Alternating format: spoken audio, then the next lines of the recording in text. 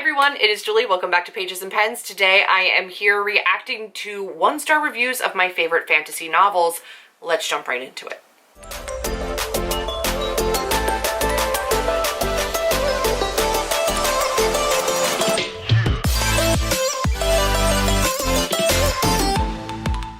So if you saw the first part of this series, I don't know if I'm going to do more. I probably will. I might just pick up more as I go, but I picked out a couple of different fantasy novels that I really love, and I'm going to read one-star reviews of them and react to them. Books are subjective. You can like them, you can hate them. I love these stories. I 5-starred all of these stories, and I completely can understand some flaws or if they're just not your kind of thing, but I've found it really amusing to read these one-star reviews because people get so salty and so bitter over the smallest things, or they just one-star a book because they don't like that genre. Although some of the points are very valid, and again, you are allowed to love or hate these books. That's fine.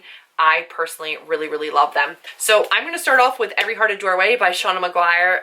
Really this whole Wayward Children series, but I really love this book. It packs a punch. It tells a great story. I love the subsequent books as well, and this is about kids that go to Portal Fantasies, come back, and can't really adapt to our world anymore, and this kind of follows their story, and then subsequent books follow other characters and other storylines. We're gonna get into one-star reviews of this. I just didn't like it. The majority of my friends in the world loved it. I'm glad they did. I just wasn't for me. This novel has at its center a fascinating idea, one gleaming with potential, a school full of children cast out of various Narnias, longing to get back there, and there's a serial killer on the prowl. Too bad that potential was squandered on a predictable and often inept narrative, grueling repetitious dialogue, and ham-handed exposition. The characters, who are trying awfully hard to entertain with their snarky dialogue, I feel like I should be awarding points to the book for including both an asexual character, a trans character, not to mention a manic pixie Asian character, but I just can't. I love diversity, and that of course includes individuals like me who identify as something outside of the straight white norm, and frequently resent that norm, and actually felt more like boxes being checked than actual people. It's bizarre how overrated this book is. Okay, there is a lot of diversity crammed into a tiny little book, so I get it. If you felt like it was overdone. It's horribly overwritten. The characters are completely one-dimensional, and the plot is laughably bad. Okie dokie. I love the concept of this book. It's a concept close to my heart, but I hate it pretty much every moment of the execution. Some writer styles just aren't for you, and that's the case with me here. But I read this anyway because what happens after you come back from a portal fantasy is a subject that has haunted me forever. Okay, I deeply dislike the treatment here. This book is extremely weird, and while I appreciate weird, marvelous things for the most part, I have to admit that this book was completely bonkers, even for my tastes. All right? I felt like I was reading the second book of a series and never got to connect with any of the characters. I apologize. Rating, icky poo-poo. I don't want to write a review. That's the review. I originally gave this book 2 stars and was hesitant to lower my review to a single star. I woke up this morning still irritated with the flatness and blandness of the characters, the flimsiness of the mystery, and the ineffectiveness of the prose, and I decided that any book I have to listen to at 2 times speed to get through probably counts as a 1 star. I listen to everything on 2 times speed just in general. I honestly don't understand the high praise for this book. Did I read the same story as everybody else? The characters were bland, the plot lackluster. I felt like I was reading a bunch of emo kids complaining about the world, complaining about their parents who just don't understand them. Barf, I get it. I really do.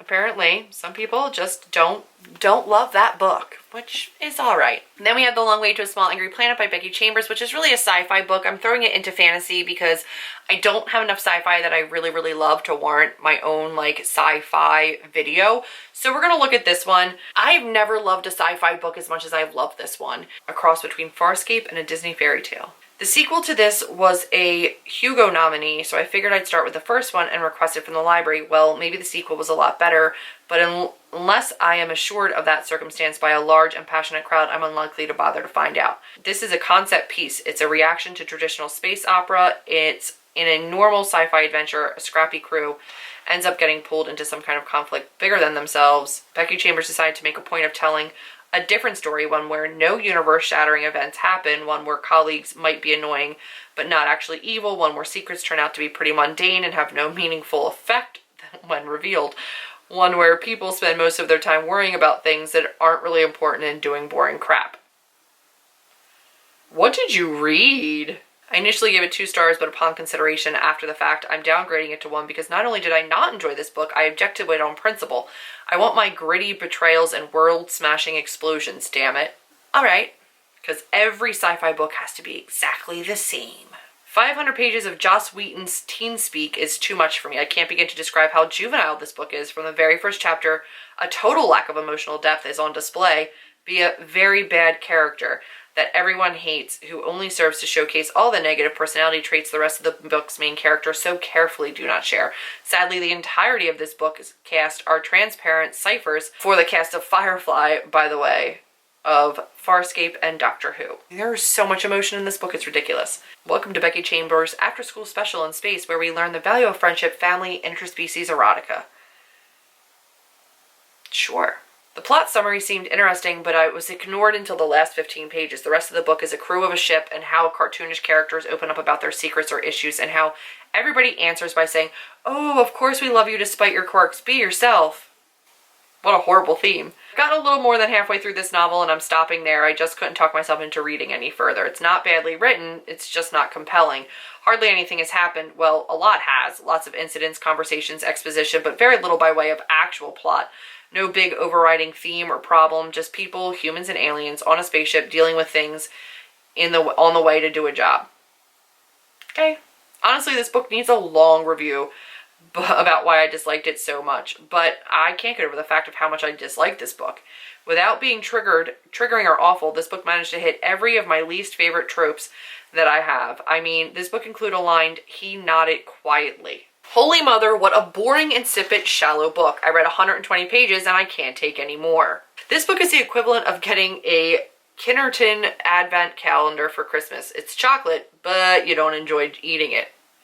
I'm assuming that can't be a US thing because I have no idea what that is. Painfully dull Care Bear sleepover in space. This book has plenty of fans who are tired of dark dystopian science fiction and are happy to finally have a nice, warm, fuzzy story about characters from a variety of different species, code for multicultural.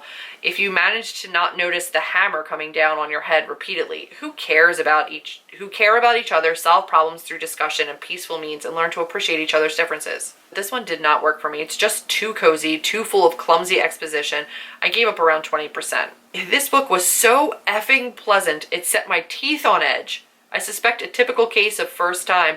I can't even be bothered to look it up. Author loving her quirky characters so much she can't bear to cause them any pain. Every crisis gets solved in a page or two. There's no villains. Everyone gets along, more or less.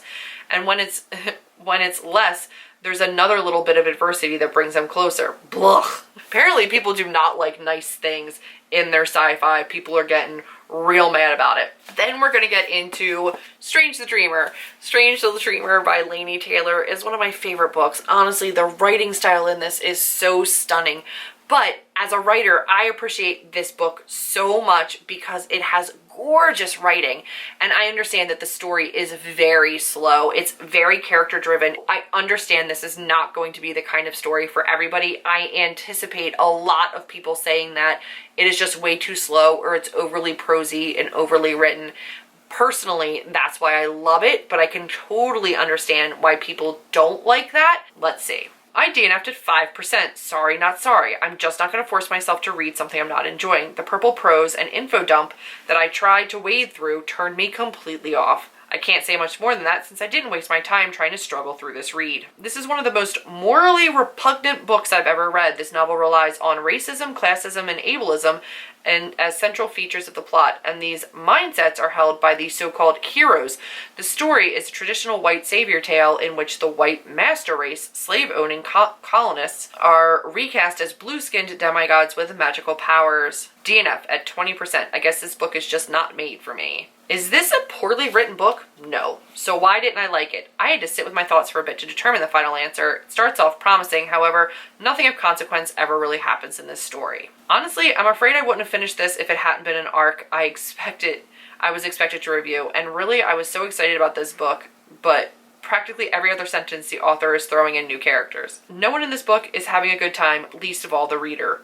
Ooh, ouch. This is so heavy, I'm not holding it up anymore. So I guess I'm part of the 10 people that didn't like this book. Too slow and complex. Can't finish it. It is complex. Yeah. This book is so slow. I didn't like Laszlo from the beginning, and it didn't get any better. Simply didn't care about him or his life. The same can be said about Sarai and every other character.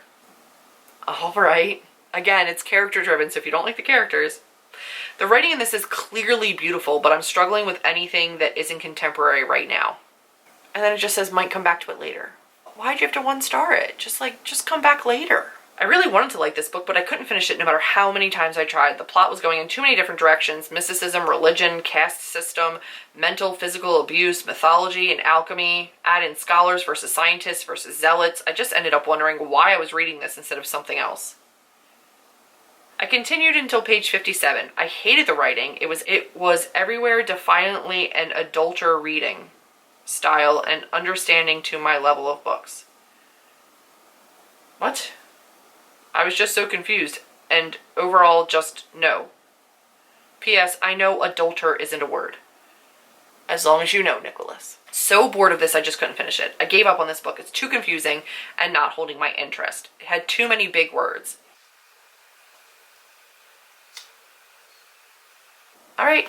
Whew, that's special. We're going to get into Strange Grace by Tessa Gratton, which I loved. You guys know I loved this book. I have read this. I have reread this year. Very rare that I read a book twice in 1 year, but I have read this twice.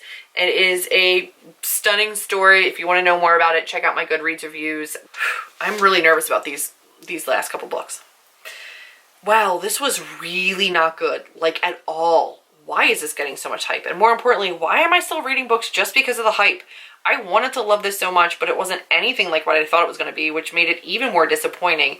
It was like Uprooted all over again. No, it was not. Uprooted was horrible. This is amazing. This is everything Uprooted should have been. There's no world building, like none. I have no sense of place in this book. Like, is this M. Night Shyamalan, The Village? Where it's actually like 2012, but everyone's still riding horses and shit because it's in this one village. They don't have diseases and stuff? Or is it actually like in the past? This book is boring as fuck. Literally for the first half and the second half, nothing happens. If the first half and the second half, nothing happens, it's just the whole book. You don't have to say first and second half, it's just the... Never mind. Then it's told in a series of confusing, disjointed flashbacks that don't really make any sense, which leads me to the magic system, which doesn't really make any sense. This book isn't about witches or even about the woods or the curse. Yes, it is. It's centered around a polyamorous relationship between 3 main characters. I've had my eye on Strange Grace for months, so when I saw it was available to request on NetGalley, I had to request it. Well, at least I don't have to pre-order it anymore. Yikes. I received an e-ARC in exchange for an honest review. Wow, I was so disappointed with this book. It took me way too long to read, and I was forcing myself to finish it. Sadly, this was not for me. I'm just not sure what this book wanted to be about, but what it appears to be about is a group hallucination had by the people of a town with a rare recessive disorder due to incestuous swinger lifestyles the entire town leads. Wow. Okay, Lucy, I see you. It was just too weird for me, Janice said. 25 pages in, DNF'd. Okie dokie. The rest are just a couple 5 1-star reviews with no ratings. Not a ton of ratings on that one. I'm torn. I don't know whether to do The Cruel Prince or The Wicked Deep first. Which one should I do first? I think I'm going to do The Wicked Deep first because I can see where this one would not be liked. I found it even really predictable and I still loved it. Like, I loved it despite the predictability, but I know that that could be a really big sticking point for some people. I just thought it was so atmospheric and so beautiful and so gorgeous. There was one issue that I really had with this book, and that was consent, because the whole premise of this is that these witches that were drowned 200 years ago come back every year and they inhabit the bodies of young girls and drown boys. And there's a situation in this, multiple situations in this, where like things are done with these girls' bodies that are without their consent. I actually spoke directly to Shay Earnshaw about that in a DM. She assured me that at least for her, as she was writing this, no like actual sexual encounters, like no actual sexual intercourse took place during this book, but there are intimate moments where consent can't be given for the person whose body it actually is. I don't know. I still don't think that it's written in a way that makes it very clear that that's what's going on or not going on, but Again, I see its flaws. I still love it. I still give it 5 stars. I get it. I know this isn't going to be everybody's cup of tea. I don't think it's a 1 star, but I get it. This book offended me on so many levels. It's bland AF, insipid characters. I mean, did the author actually forget to give anyone a unique identifying personality because she was so obsessed with creating a mysterious, spooky atmosphere? Well, the atmosphere was bland AF too. No, it wasn't. The plot was utterly predictable. Practically signposted to each plot development. Also casually offensive. Insinuating that Irish people are ugly. Which it doesn't. It says that a girl takes after her father who is Irish as opposed to her mother who is Spanish, and she wished she took after her mother. It's not necessarily implying Irish people are ugly, but anyway. And her mom might not have been Spanish. I don't know what her mom was. Anyway. I was looking forward to reading this. I love witches. Had my hopes high. I did enjoy the characters and their relationships with one another, though. It just wasn't enough to save this book for me. It lacked atmosphere. And the writing didn't help. The writing's gorgeous, personally, I think. Trigger warning for a disturbing lack of sexual consent. Yes. I decided not to be generous anymore. I can't think of anything about this book I actually enjoyed. 1 star. All this just doesn't make sense. That's the whole review. A hocus pocus / practical magic mashup that fails on all fronts. This book was barely okay for me until the last 50 pages where everything plummeted down so tragically that I can't bring myself to give it more than a single star. There is insta-love and undeveloped magic system with barely constructed characters, but the main reason why I hated this book is the ending. I won't explain it, but I can tell you that I think it was unfair not only to the characters, but to me as a reader. Wow, that was a boatload of misogyny I absolutely never needed. Hey! Exclamation point. Did not. 3 exclamation points. Like this. 4 exclamation points. Got it, Samantha. I DNF'd on page 26. Okay, let me put this out there. I have never not finished a book before. This is a very strange experience for me, so I will try to explain it why I put this book down so soon. While the plot intrigued me, there is something about Earnshaw's writing style that lulls me to a point where I am not comprehending what is happening in the story. I'm just reading words that pretty much mean nothing. I ended up having to reread passages twice to understand what was going on. I immediately didn't really care about any of the characters and have little interest in seeing how the plot turns out. So there. Not going to keep reading a book I'm not enjoying. For the record, I did want to like this book because everybody on BookTube talks about how perfectly atmospheric it is for the autumn and Halloween reads, but alas, I must pass on this one. I had to DNF this. I got a certain point of this book and it creeped me out so much and it overall just grossed me out. I didn't like Penny or Bo. They were very bland and boring, very 2D. There was more interest in those trees where the apples and pears had healing properties apparently. Her writing style was a bit off as she tried to mix contemporary writing with poetic prose. It worked for me. The cover was my favorite part of the whole story. Ooh. This book is effing stupid. There, I said it. Hate all you like. It was a waste of time, seriously. It was highly predictable. I guessed the big twist very early on. There was virtually no character development. What happened with her dad was ridiculously tossed off towards the end. More like The Terrible Shallows. There was insta-love, predictable plots, wordy, unnecessary sentences, and the author told everything rather than showing. Terrible. I have to admit that I do not understand why this book is getting so much good reviews. In my opinion, it was trite, predictable, and groan-worthy. One good thing is that I'm a sucker for salty, overcast, creepy, atmospheric, and when the Wicked Deep brings it hard. But that ending, what the hell was that? This book, period, is garbage, period. I want my money back, period. Seriously, ... How the crap does this get published? I rolled my eyes every other page. My lord! So Penny, ... You know what? Question mark. I'm not even going to bother with the details. Insta-love crap, knockoff Practical Magic meets Hocus Pocus, save your money. Apparently all you need to get published is a cool title, a decent synopsis, which is freakishly misleading, and a kick-ass cover designer. Pretty book on the outside, totally dead inside. Wow. This is hilarious. There's a lot here that aren't in English, so I'm going to call it quits there and move on to my last book, The Cruel Prince by Holly Black, which you guys know I love, but not everybody loves Fae. Not everybody loves Fae stories. It also kind of goes back to her Tithe series. She's written Fae before. She's known as the Queen of Fae. She does Fae well. I think you guys already know the premise of this book. You've heard me talk about it before. I have read this, I've read The Lost Sister, and I've also read The Wicked King, which has yet to come out at the time of filming this, but I can't wait for everybody to read it. I really enjoy this story, and I'm really liking the way that this series is going, but I get it, it's not for everybody, so let's see what people say. 384-page DNF, zero substance. Unless you call pages littered with problematic shit substance. I don't get it. I just don't effing get it. This book is my first experience with Holly Black. It'll either make or break our future relationship. After, any plans for a potential future with the relationship is hereby terminated, over, done with, null and void, canceled. You get the point. When you get a book expecting gold and it ends up being the worst read of the year in January. I feel like I'm the only one who's going to rate this horribly low because guess what? This was absolute rubbish to me. Here I am about to explode because of all the annoying nitwicks in this book. I am so salty that I'm about to float. How can one of the most anticipated reads turn out to be trash? I feel wronged, so excuse me while I go put my words into an unapologetic review. Seriously though, did I read the same book as everybody else? I don't know. I'm assuming you did. Let me preface this review by saying, what the F was this shit? I absolutely cannot believe I wasted my time out of my freaking life reading this crap. Like, really? I don't get the hype. Seriously. Authors and reviewers here on Goodreads that I trusted raved about this book, and here I am lighting a fire so I can burn the freaking pages. First of all, the writing is horrendous. It's the worst case of tell not show I've ever seen. Twilight was better written than this. I did this, she did that, now I'm gonna do this, blah blah blah.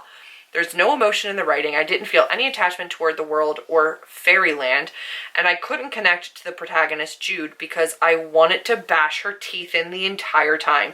She acts recklessly, even when other people warn her repeatedly not to do something, and for the first 200 pages, she does nothing but complain. Oh, boo-hoo, I'm a human, boo-hoo. I'm not as pretty or as strong or as fast or as... my heart bleeds. The characters are shit, the plot is non-existent for the first 200 pages, and the grand finale everybody's been raving about left me colder than a dead body dropped in Siberia. I could not effing care less. Wow. I wasted enough electricity writing this review for a book that I will be sure to be my shittiest read of the year, over and out. DNF to page 173. How the F is this book so hyped? I expected it to be a fantasy with political intrigue and complexities. Instead, I got high school drama, bullies, and one dumb as hell main character. No, thank you.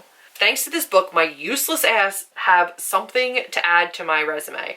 I finished The Cruel Prince even though I was bored to death. And really, really, really hope that whoever my future boss is, they're geeky enough to know how difficult it is to finish a boring book, because I honestly think this is the only thing I'm good at. Wasting time on trashy books. I'm so furious at this book because it was effing soulless. There was absolutely no substance whatsoever. There was no world building, no character growth, and no interesting writing. No, nothing. There's a fact about me. I love villains. There's something so interesting about them that even if the whole storyline is shit, I'll still read a whole book because I want to see what happens to the villain. I think the morally gray characters are the most easiest and interesting to read and to write. Now imagine my disappointment with the fact that the main character who's supposed to become a villain is bland AF. Our main character, Jude, did not go through any character development throughout the book. Mini rant, DNF ×2. This book has been circulating Goodreads since the end of 2017. Holly Black is a well-respected fairy writer. I decided to give this a try due to the hype. As you can tell by my rating, I didn't like it. The writing was terrible. I should have been narrated in the third person. I had no sense of world building, save that it was in a fairy realm. There weren't any court systems, autumn, spring, and so on. There don't have to be. And the seemingly established rules weren't really present. I want this book to come to life so I can punch it in the face. It is terrible. Please don't bother reading this if you loved this book and would be insulted or offended by anybody writing 3,000 words about why it was horrible. That's a long review. I'm gonna let you have that. Am I really supposed to believe that a 17-year-old human girl is the smartest person in all of the fairy world? This book was incredibly juvenile and predictable. DNF at page 155. It felt like a draft. All right, guys. I'm going to go ahead and call it quits there because my camera situation is just not really working with me right now. I wanted to sit down and film and it's been nothing but a cluster F of issues. So if you have enjoyed me reading the 1-star review of all my fantasy favorites, go ahead and give this video a big thumbs up, click subscribe, and recommend in a comment down below another series or set of books. Like if you have another fave or something of mine that you'd like to see a 1-star review of, let me know down below in a comment. it. This was actually pretty fun. Like, it's kind of amusing just to listen to people be really, really salty. Again, I don't take it personally, but that is it for this video. I will see all of you in the next one. Bye, guys.